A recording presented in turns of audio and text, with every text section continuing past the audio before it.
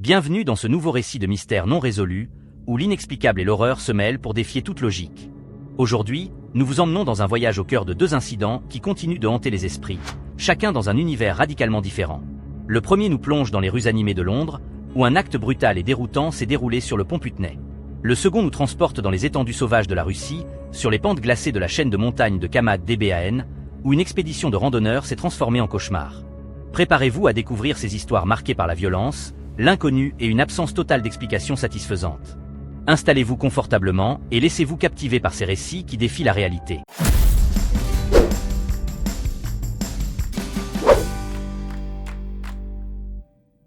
Le jogger de Putney, London, mai 2017. En mai 2017, alors que Londres se réveillait dans une ambiance ordinaire, un événement a bouleversé la tranquillité du quotidien. Sur le pont Putney, un lieu habituellement animé par le passage incessant des piétons et des véhicules, une scène d'une violence inattendue s'est déroulée. Une femme, se promenant paisiblement sur le trottoir piétonnier, a vu sa vie basculer en quelques instants lorsqu'un jogger surgit de nulle part. Sans la moindre provocation, cet homme a poussé la femme avec une brutalité déconcertante, la propulsant vers la circulation dense. À cet instant précis, un bus se dirigeait à vive allure sur la route. Grâce à un réflexe hors du commun, le conducteur a réussi à éviter une collision catastrophique, manœuvrant habilement pour éviter le drame. Les passagers, pris d'un sursaut de panique, ont rapidement quitté le véhicule pour porter secours à la victime, qui se trouvait alors dans un état de choc profond, incapable de saisir l'ampleur de l'attaque. Ce qui a marqué tout le monde dans cet incident, c'est le comportement glacé et presque mécanique du jogger. Après avoir exécuté son geste d'une violence inexpliquée, il a continué sa course sans la moindre hésitation, comme s'il était imperméable à toute émotion. Une quinzaine de minutes plus tard, il fut aperçu de l'autre côté du pont, poursuivant son jogging avec une indifférence inquiétante. La victime, encore sous le coup du choc, a tenté de l'interpeller pour comprendre ce qui venait de se passer, mais l'agresseur est resté sourd à ses appels, disparaissant dans la masse des passants. Les images capturées par les caméras de surveillance ont rapidement fait le tour de la toile, alimentant une vague de réactions et de théories. Ces enregistrements, d'une clarté saisissante, montraient avec précision la silhouette, la démarche et l'allure du jogger. Pourtant, malgré ces preuves accablantes, les autorités se sont heurtées à un mur. Des dizaines de personnes d'intérêt furent interrogées et plusieurs arrestations furent effectuées, mais aucune n'a permis de percer le mystère de l'identification de cet homme insaisissable. Pendant près d'une année, la police passa en revue des heures de séquences vidéo, effectua des entretiens minutieux et explora toutes les pistes possibles. Cependant, sans nouveaux indices décisifs, l'enquête fut clôturée en 2018. La décision officielle indiquait que, sans éléments supplémentaires, il était impossible de poursuivre les investigations. Pourtant, le doute persiste et l'ombre de ce drame plane toujours sur la ville. Les spéculations vont bon train. Certains avancent que l'agresseur souffrait peut-être d'un trouble psychologique grave ou était sous l'emprise de substances qui altéraient son jugement, le rendant incapable de ressentir la moindre empathie. D'autres évoquent l'hypothèse d'un acte prémédité, orchestré de façon à disparaître dans la foule d'une ville moderne et surveillée. Le fait que cet individu ait pu commettre son acte en plein jour, dans une métropole dotée des technologies les plus avancées en matière de sécurité, ajoute à l'incompréhension générale.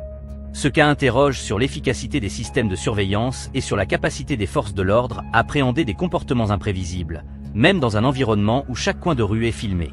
Ainsi, le mystère du jogger de Putney demeure irrésolu, alimentant la fascination et la crainte.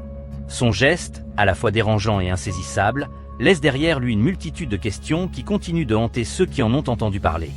Dans une ville où chaque mouvement est censé être observé, comment un individu peut-il disparaître sans laisser de traces ?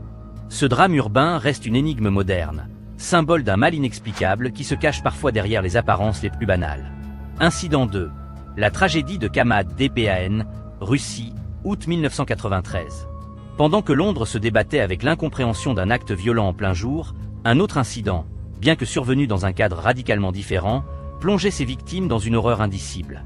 En août 1993, dans les montagnes reculées de Kamad-DBAN, en Russie, une expédition de randonneurs se transforma en un cauchemar vivant, dont les détails restent aujourd'hui aussi mystérieux qu'effrayants. Cet aventurier, guidé par l'expérience de leur instructeur Leoda Korova, avait entrepris l'ascension d'une montagne culminant à environ 2300 mètres d'altitude. Ce qui devait être une aventure de découverte et de communion avec la nature se mua rapidement en une série d'événements terrifiants. Le 5 août 1993, alors que le groupe entamait sa descente, le destin s'acharna sur eux. Un randonneur du nom de Chrisen fut le premier à être frappé par une crise violente. Selon le témoignage poignant de Valentina Utko, la seule survivante de cette tragédie, Chrysen fut soudainement envahie par des convulsions intenses. Ses cris de détresse se mêlèrent au bruit du vent glacial, tandis que ses yeux et ses oreilles commencèrent à saigner, et une mousse étrange s'échappa de sa bouche, avant qu'il ne s'effondre, immobile, sur le sol gelé. La stupeur se propagea rapidement parmi les membres du groupe. Dans une tentative désespérée de venir en aide à leurs compagnons, certains s'élancèrent vers lui, mais le destin ne leur laissa aucune chance. Leoda Korova, dans un élan héroïque, se précipita pour secourir Chrysen, mais fut lui-même frappé par les mêmes convulsions terrifiantes, s'effondrant sur le corps déjà sans vie de son protégé. La panique s'empara alors de l'expédition. Filipenko, une autre membre du groupe, tenta de résister à la douleur en saisissant sa gorge comme pour retenir son souffle, mais la lutte fut vaine. Dans un moment d'angoisse extrême, elle se traîna jusqu'à une paroi rocheuse et frappa sa tête avec une violence désespérée, jusqu'à ce que la vie la quitte définitivement. L'horreur ne s'arrêta pas là. Tandis que certains randonneurs tentaient de fuir dans un sursaut de terreur, Zazova et Banov se lancèrent dans une course effrénée, espérant échapper à ce mal invisible. Mais, en dépit de leurs tentatives, ils s'effondrèrent en pleine fuite, victimes d'une force inexplicable qui semblait les neutraliser en un instant. Un autre membre, Chatkin, qui avait opté pour une direction opposée à celle du groupe, succomba également à d'intenses convulsions, se retrouvant impuissant face à ce mal inconnu. Valentina Utko, qui survécut miraculeusement à cette avalanche de tragédie, demeure le seul témoin de cette journée d'horreur. Son récit, empreint d'une douleur indicible, décrit une scène de chaos où la mort semblait s'être abattue sur le groupe avec une brutalité inouïe. Les secours, mobilisés en urgence, mirent 2 jours complets pour retrouver les corps dispersés dans ce paysage hostile. Lorsqu'ils arrivèrent enfin, les équipes de secours furent confrontées à une vision d'un désespoir absolu. Les corps des randonneurs présentaient des marques de convulsions extrêmes, des saignements inexplicables et des traces de violence physique qui dépassaient de loin le cadre d'un accident de montagne ou d'une hypothermie. Face à un tel spectacle, les premières hypothèses des enquêteurs virent le jour. Plusieurs spécialistes avancèrent l'idée d'un empoisonnement par des agents neurotoxiques, capables d'induire des symptômes d'une rapidité et d'une intensité déconcertantes. D'autres évoquèrent la possibilité d'une libération soudaine de gaz toxiques, peut-être issue d'un phénomène géologique ou d'expériences militaires passées dans la région. Même l'ingestion accidentelle de substances vénéneuses, comme certains champignons toxiques, fut envisagée, mais aucune explication ne parvint à rendre compte de la violence et de la rapidité des symptômes observés. L'isolement géographique de la région et les conditions extrêmes dans lesquelles l'expédition s'était engagée ne faisaient qu'amplifier l'aura d'incompréhension. Comment expliquer qu'un groupe d'alpinistes expérimentés, parfaitement équipés pour affronter le froid et les rigueurs de la montagne, se retrouve soudainement impuissant face à une force qui semble défier toute logique? Les témoignages de Valentina Utko, bien que fragmentés par la douleur et l'horreur, offrent un aperçu saisissant d'un drame collectif où la raison et la science se sont heurtées à l'inexplicable. Aujourd'hui encore, l'incident de Kamad DBAN reste une énigme irrésolue. La cause officielle de décès, attribuée à l'hypothermie, ne parvient pas à rendre justice à la brutalité des convulsions et aux signes évidents d'une agression toxique. Les questions demeurent sans réponse. S'agissait-il d'un empoisonnement délibéré, d'une fuite accidentelle de gaz dangereux, ou d'un phénomène naturel encore inconnu? Ce drame, survenu dans l'immensité glacée des montagnes russes, continue d'alimenter des débats passionnés parmi les spécialistes et d'inspirer des théories aussi diverses qu'effrayantes. En comparant ces 2 affaires, un contraste saisissant se dessine entre 2 mondes apparemment opposés, mais unis par une même énigme: l'incapacité de la raison à expliquer l'inexplicable.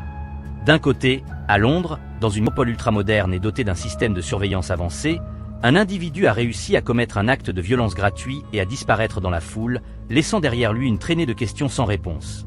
De l'autre, dans les recoins isolés et impitoyables de la Russie, une expédition bien préparée s'est transformée en une tragédie collective, victime d'un phénomène brutal et incompréhensible qui défie toutes les explications rationnelles. Ces 2 incidents illustrent la fragilité de notre compréhension du monde et rappellent que, même dans un univers où la technologie et la science dominent, des forces mystérieuses peuvent surgir sans prévenir.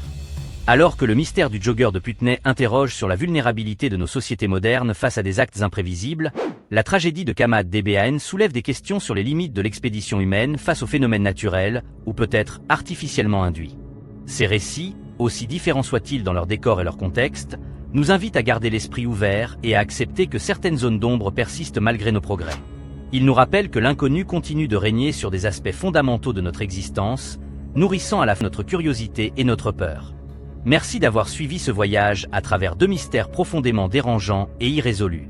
Que ce soit dans les rues de Londres ou sur les pentes isolées de Kamad DBAN, ces histoires nous rappellent que l'inattendu peut surgir à tout moment, bouleversant nos certitudes et nous plongeant dans l'inexpliqué. Si tu as été captivé par ces récits et que tu souhaites en découvrir d'autres, n'oublie pas de laisser un commentaire, de partager la vidéo et de t'abonner pour ne rien manquer des prochaines révélations. Reste curieux, reste passionné, et surtout reste scotché, car l'aventure continue avec Boîte Magique.